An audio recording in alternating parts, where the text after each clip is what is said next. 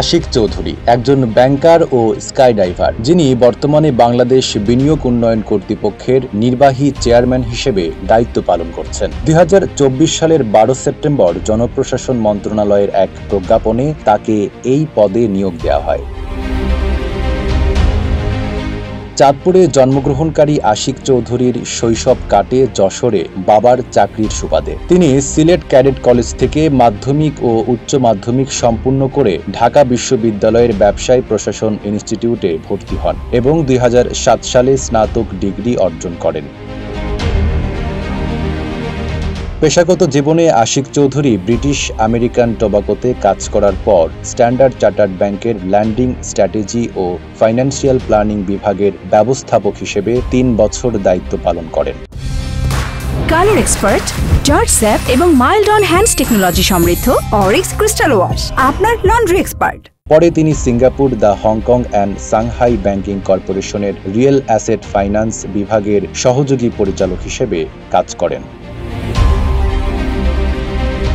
2012 সাল থেকে স্কাই ডাইভিংয়ের প্রতি আগ্রহী হয়ে ওঠেন আশিক চৌধুরী। তিনি বিভিন্ন উচ্চতা থেকে বহুবার লাফ দিয়েছেন। 2024 সালের 25 মে যুক্তরাষ্ট্রের মেমফিসে 41,795 ফুট উচ্চতায় উড়োজাহাজ থেকে লাফ দিয়ে বিশ্ব রেকর্ড করেন, যেখানে তার হাতে ছিল প্রায় 7 বর্গ ফুট লম্বা বাংলাদেশের জাতীয় পতাকা।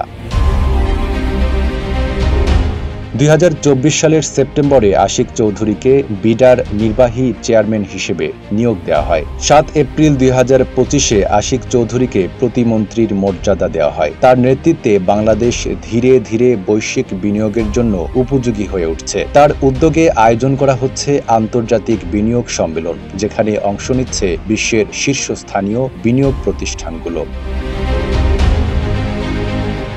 আশিক চৌধুরীর লক্ষ্য কমপক্ষে $100 বিলিয়ন বিনিয়োগ নিশ্চিত করা, যা দেশের 3 কোটি মানুষের জীবনমান পাল্টে দিতে পারে। এতে করে 1 লাখের বেশি নতুন কর্মসংস্থান সৃষ্টি হবে বলে আশা করা হচ্ছে। ইতিমধ্যে এলন মাস্কের স্টারলিংক প্রকল্প বাংলাদেশে চালু হয়েছে এবং নাসার সঙ্গে একটি চুক্তিও সম্পূর্ণ হয়েছে।